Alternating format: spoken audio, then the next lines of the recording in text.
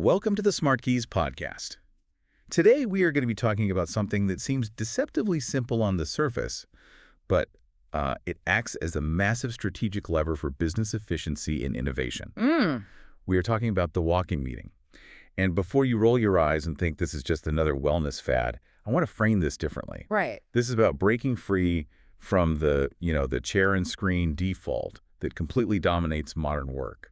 It's about using movement to solve business problems. Exactly. And to anchor our conversation, we're doing a deep dive into a fantastic article titled Walking Meetings, Boost Energy and Creativity by Talking on the Move. Okay. It's by Felix Römer, who's the founder of SmartKeys.org.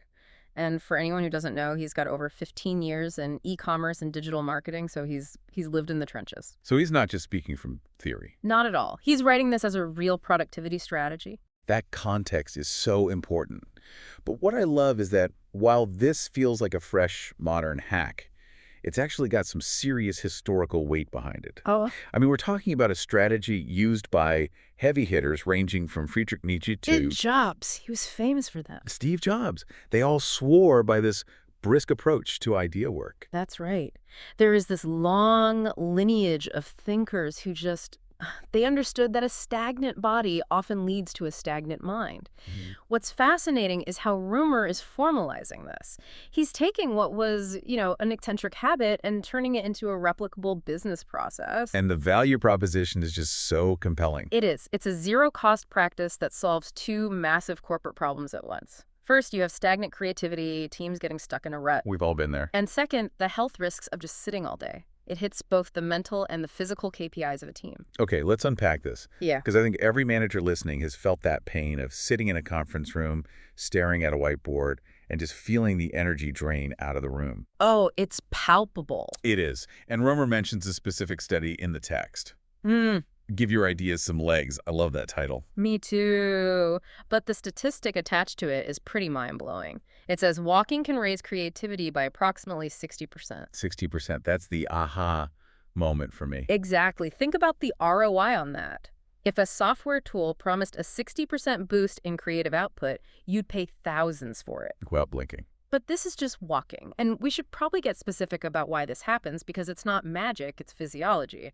The study, which came out of Stanford, it distinguishes between two types of thinking. Right, divergent and convergent thinking. We should probably define those because we tend to just lump them together. We do, and the difference is key to knowing when to use a walking meeting.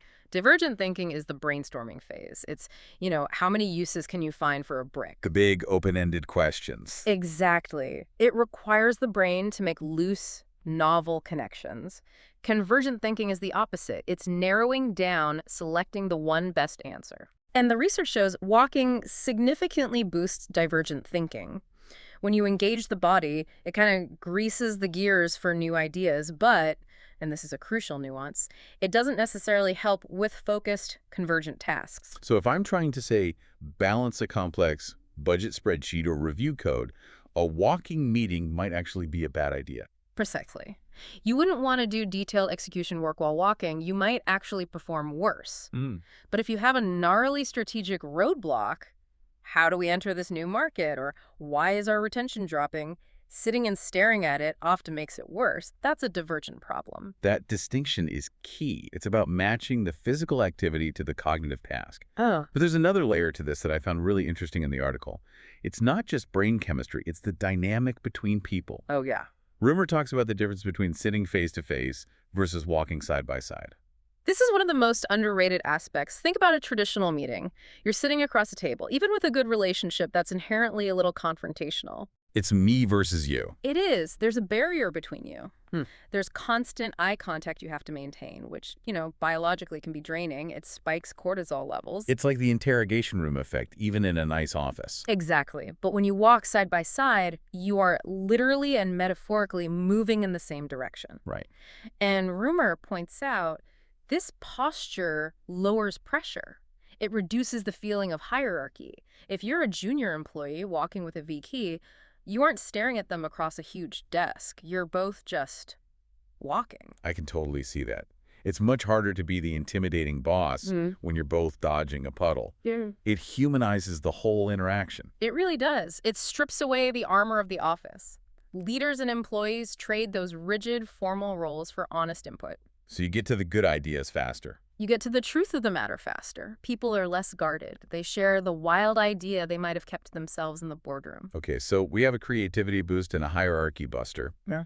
But I want to play devil's advocate for a second. Go for it. I can hear the project managers listening right now thinking, okay, this sounds nice, but how do we actually do this without it becoming a chaotic stroll where nothing gets done?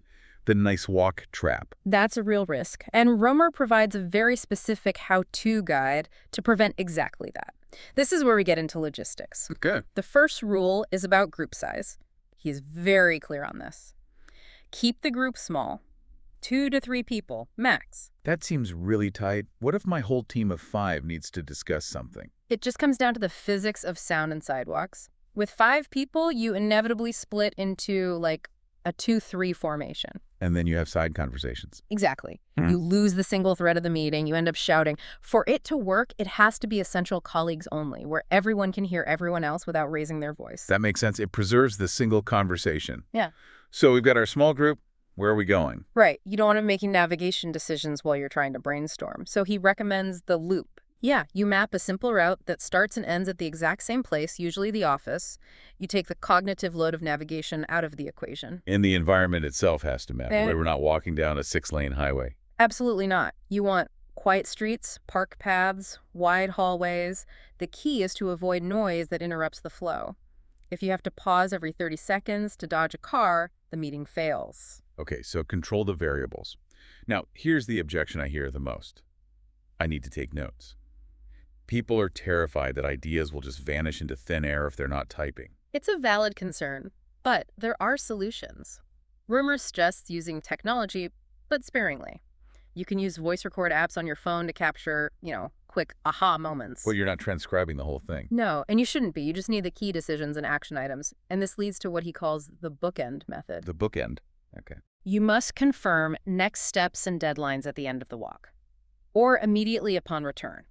Before you open your email, before you grab a coffee, you sit down for 5 minutes and write the summary. That's the closer. That's the closer. If you don't anchor the walk with that written follow-up, you do risk losing the value. So the process is walk, talk, record briefly, return, and then confirm. I like that workflow. It turns it from just a break into a real process. Now, let's shift to the energy management side of this. We touched on it, but the article frames the sedentary lifestyle as a massive productivity killer. It is. We often think of productivity as time management, but Römer argues we should be thinking about energy management.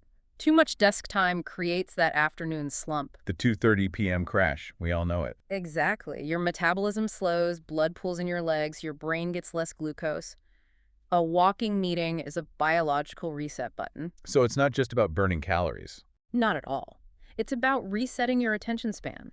Even a 15-minute walk interrupts those long sedentary stretches. When you get back to your desk, you actually have more focus. You've refreshed the browser, so to speak. And it's that fewer screens, more focus benefit. When you're on a walk, you're not checking Slack every 30 seconds. That's the beauty of it. You are physically removed from the pings and the pop-ups. It creates this container for focus that's just so hard to replicate at a desk. Okay, but let's get practical again. Felix Römer is based in Germany. They have real winters.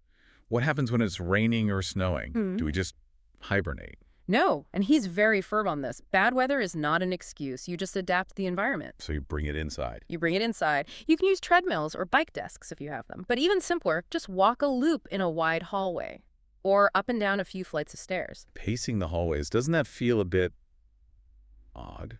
It might the first time. But the point isn't the nature. The point is the movement. If you only do this when it's sunny and perfect, you're missing the benefit for half the year. That's a great point. It's the physiology of movement, not just the fresh air. Now, I want to move to something critical. I'm glad the article covered it. Inclusivity. Yes, so important. Because the minute we say walking meeting, we have to acknowledge that not everyone can walk or walk at the same pace. This is vital. If the strategy excludes people, it's a bad strategy, period. Yeah. You have to consider accessibility from day one. What does that look like in practice? It means choosing step-free paths, offering a slower pace. You even have to be mindful of things like lip reading. Can your colleagues see your face if they need to? And there has to be an out, right? You can't Yeah. force someone. Exactly. The most important rule is the opt-out. You always offer an alternative. You say, hey, I was thinking a walking meeting, but we can also grab a conference room if you prefer. So no one feels pressured to disclose a health issue. Never. The goal is comfort and connection. The relationship always comes first. That's such an important leadership nuance. It's an invitation, not a mandate. So what about scaling this? We talked about the rule of 2 or 3, but what if I'm a department head with a team of 10? Rumor has a clever strategy for this. You split the large group into pairs or trios. Everyone heads out, but in these smaller pods. Okay. And then you can use a rotation method. Every 10 minutes or so, you stop and switch partners. It's like speed networking for problem solving. It is. It mixes up team dynamics. You get the junior developer walking with the marketing lead. It breaks down silos incredibly fast. But how do you align everyone at the end if they've all had different conversations? That's the crucial part, the reconvene.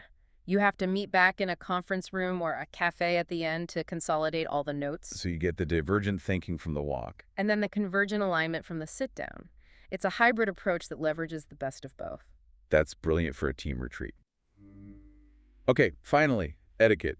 We're taking private conversations into public spaces. That seems risky. It is a risk. Discretion is key. You have to be mindful of your volume. If you're discussing sensitive company strategy or personnel issues, you can't be shouting on a busy sidewalk. Right. You don't want a competitor walking 5 feet behind you hearing your product roadmap. Exactly. So you have to protect confidentiality. Maybe pick a quieter part of a park or just save the highly sensitive topics for the soundproof room. It sounds like common sense, but it's easy to forget when you get excited about an idea. It is. Context is everything. So, if we look at the big picture here, what's the ultimate takeaway? I think if we summarize the strategic value, it's that this is about managing energy, not just time. Most productivity advice is about time management. This is about energy management. It's about matching your physical state to the mental task. If you need to grind through a spreadsheet, sit at your desk. If you need to break a creative block, get moving. It's about matching the tool to the job. We use the same sitting in a chair tool for every single cognitive task, which is kind of crazy when you think about it.